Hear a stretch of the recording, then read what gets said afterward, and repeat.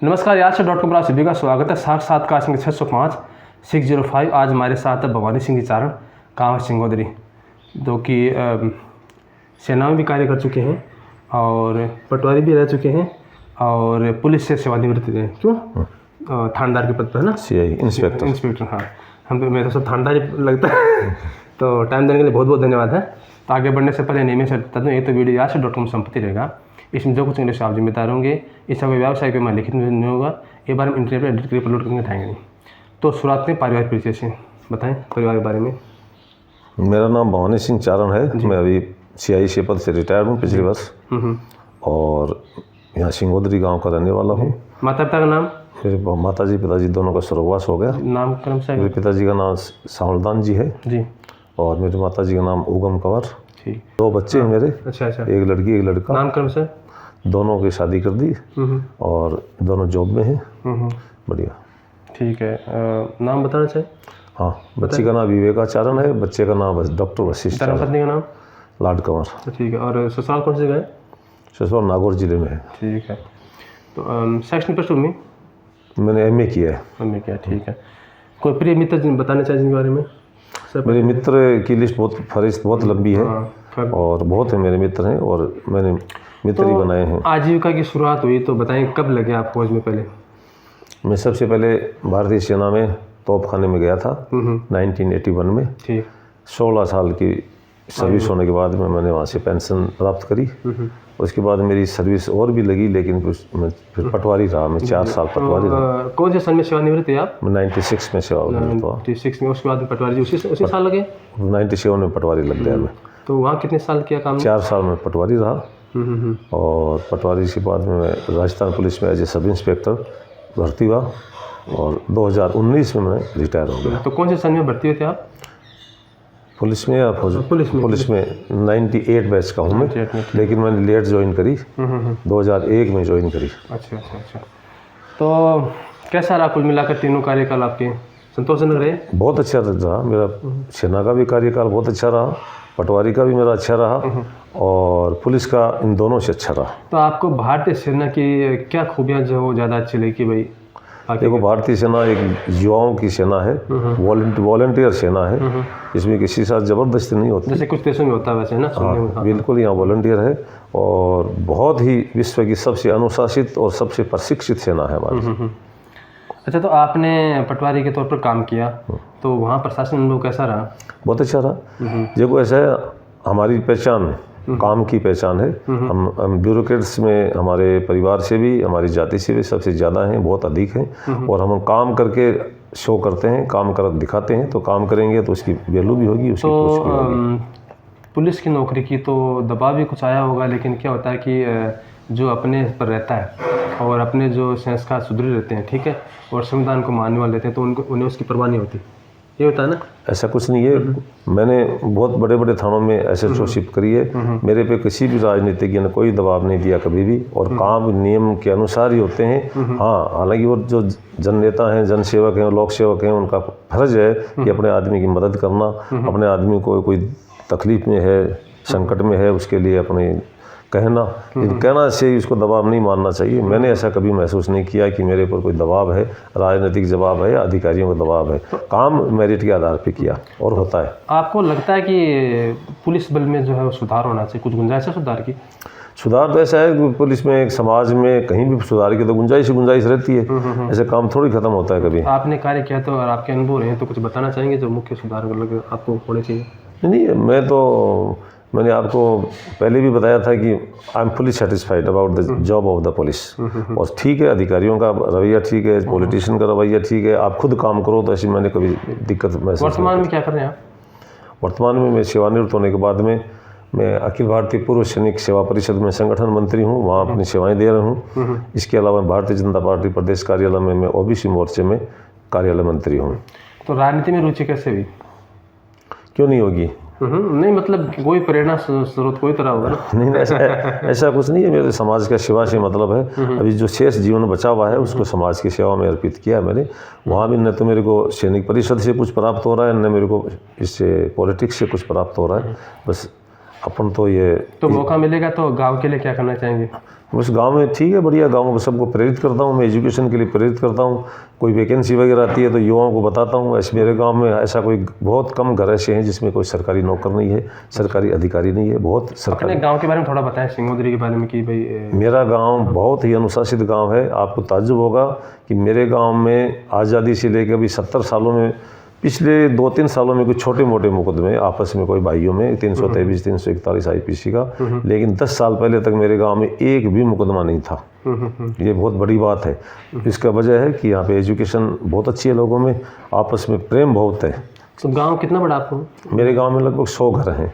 100 घर? 100 घर हैं, तो ये मानो कि हर घर में ही गवर्नमेंट जॉब में है लड़के, आदमी। कोई सेवानिवृत्त हो गया, कोई नौकरी कर रहा है, कोई नौकरी तैयारी कर रहे हैं, सेना में भी ठीक पर है। तो आपका कहने मतलब कुछ गाँव में तो खाली खेती पर निर्भर रहते हैं, कुछ गांव में नौकरी पर, तो यहाँ दोनों है? यहाँ दोनों है, खेती भी है, नौकरी भी है। नौकरी भी है ना? अधिकांश घरों में नौकरी है, बढ़िया नौकरी है, अधिकारी भी बहुत हैं। ऐसा कोई क्षेत्र नहीं है जहाँ पे हमारे गांव में जिसमें कोई न कोई नौकरी में नहीं है। अच्छा, हमारे यहाँ क्या होता है कि एक कहावत है कि जिसको बर्बाद करना उसे घर में कानून घुसा दो। मतलब कि कार्यवाही कानून की थोड़ी जटिल है ना, तो उसमें कई पक्ष हैं, जैसे कि न्यायालय भी है, वकील भी हैं, पुलिस भी है, प्रशासनिक अधिकारी भी हैं, समाज भी है ना? तो आपको नहीं लगता कि ये जटिलता कहीं ना कहीं सुलझी होनी चाहिए? अब वो तो देखो, अपने अपने तो बूते की बात नहीं है। हम ऐसा कुछ भी नहीं कर सकते। हम या तो ये मानो कि हम ऐसी स्थिति में हों कि कानून को हम बदल दें, व्यवस्था को हम बदल दें, और वो ही नहीं बदल सके तो हम खुद बदल जाएं उनके अनुसार। तो आपका कोई मन नहीं किया कि हम भी ऐसे बने, व्यवस्था को बदलने वाले बने? नहीं, मन तो सभी का करता है, लेकिन वो तो एक अलग बात है।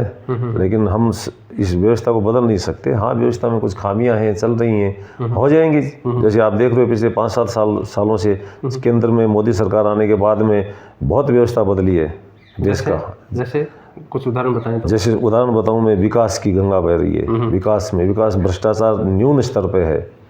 देश की गरिमा को बढ़ावा मिला है। हमारे आराध्य देव श्री राम मंदिर बन रहा है। धारा 370 हटी है, 35A जम्मू कश्मीर से हटाया गया है। और अभी भी आप ये देखो, किसी भी चहुमुखी विकास कर रहे हैं। तो 371 भी तो हटनी चाहिए ना? अब ऐसा है कि करना तो क्या क्या चाहिए वो एक अलग बात है, लेकिन है, सब कुछ हो जाएगा। मोदी ऐसा आरोप लगता है कि बीजेपी में मोदी सरकार जो सुनते नहीं विपक्ष की और जनता से राय नहीं लेती। ठीक है, जो पीड़ित पक्ष होते हैं उनसे राय सुना नहीं होता, ऐसे ही कानून बना दिए जाते हैं और तानाशाही थोड़ी ज़्यादा है। ऐसे आप बताइए, मैं आपसे सवाल करता हूँ, ऐसा कौन सा कानून है जो आपको अच्छा नहीं लगा?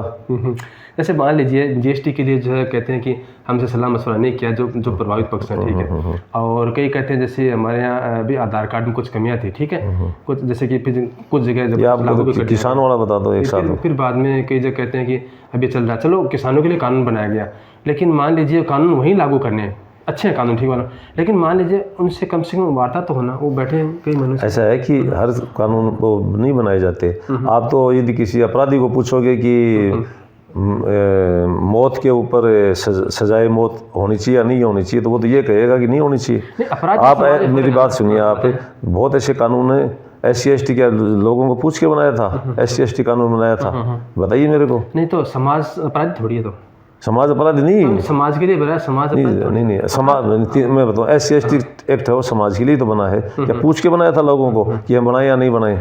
नहीं, अगर गवर्नमेंट को अच्छा लग रहा है तो बनाएगी, क्यों नहीं बनाएगी? लेकिन अगर उसमें कुछ सुधार की गुंजाइश हो तो सुधार की तो गवर्नमेंट तैयार बैठी है, एज ऑफ नाउ तैयार बैठी है। ऐसा कुछ नहीं है। कितने दिन हो गए? वो तो बैठे हैं, वो तो दलाल हैं, एक भी किसान नहीं। मैं जाके हूँ वहाँ पे, मैं गाजीपुर बॉर्डर पर रह के हूँ, 4 दिन रह के हूँ। सब के सब ऐसे हैं कि वहाँ पे दलाली के अलावा और कुछ काम नहीं है।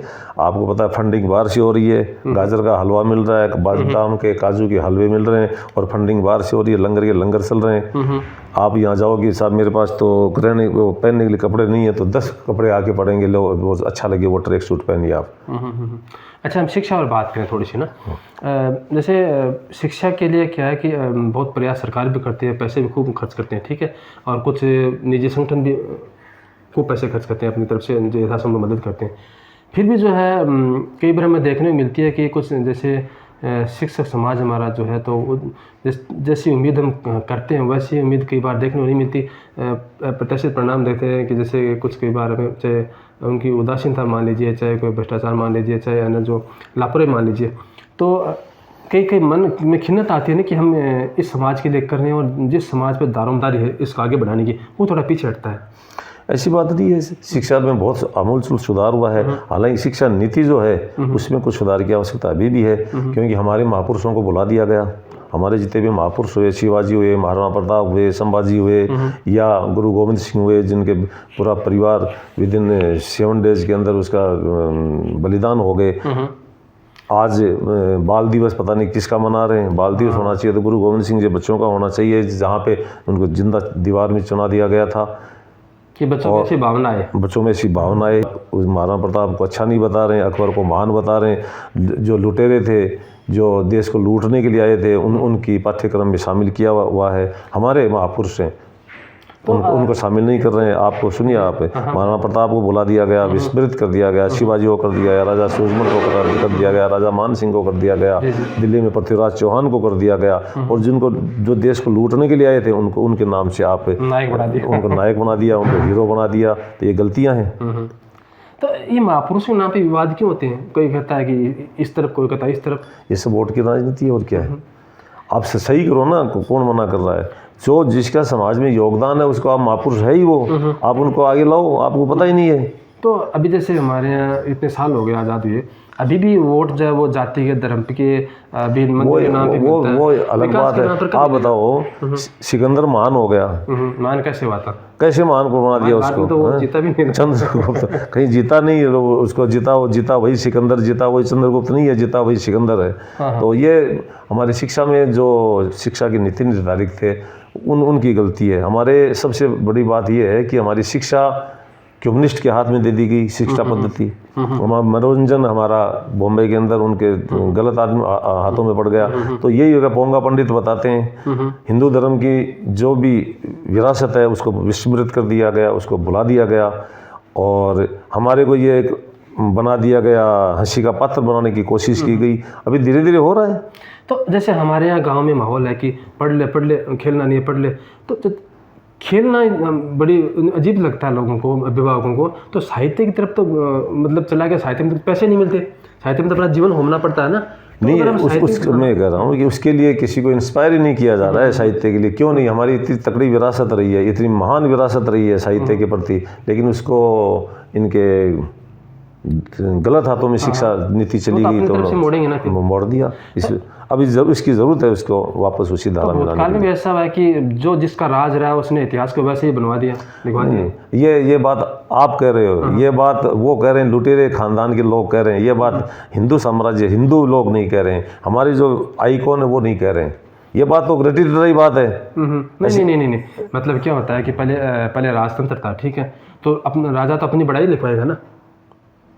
ऐसे यहाँ आपके इतिहास उठा, मैं इतिहास का स्टूडेंट रहा हूँ, इतिहास उठा के देखिए, यहाँ जो भी कमी रही है हमारे शास्त्रों में लिखा हुआ है, निंदक नियरे राखिए, ये हमारे शास्त्रों में लिखा हुआ है। ऐसा राजा महाराजाओं के समय में होता था कि जो कमी थी वो सामने बताई जाती थी, अब नहीं बताई, लोकतंत्र में नहीं बताई जा रही है। तो लोकतंत्र में सरकार सुने तो बताए किसको? हाँ, ये बात भी आपकी सही है। अच्छा, जो अपनी राज्य सरकार है उसका क्या हाल है, क्या चल रहा है? राज्य सरकार उन्होंने जो वादे किए पूरे 5 साल में वो कर दिए पूरे? ऐसा है, मैंने पहले बता दिया था, मेरी मानसिकता है, मेरी जो है वो बीजेपी की तरफ से है। तो आप मैं से कहूँगा तो आप यही मानोगे, लेकिन वर्तमान में शासन नाम की कोई चीज़ नहीं है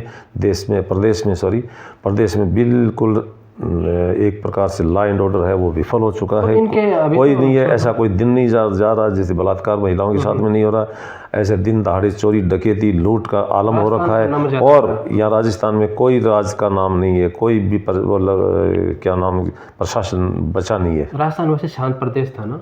शांत प्रदेश था, लेकिन अभी रहा नहीं है। पिछले 3 वर्षों में राजस्थान के अंदर कोई भी कानून व्यवस्था नहीं है, कोई भी ये ऐसा महसूस नहीं होता कि कोई कानून है। हम रात को यदि जा रहे हैं तो इस भय है कि पता नहीं कहाँ लूट ली जाएंगे।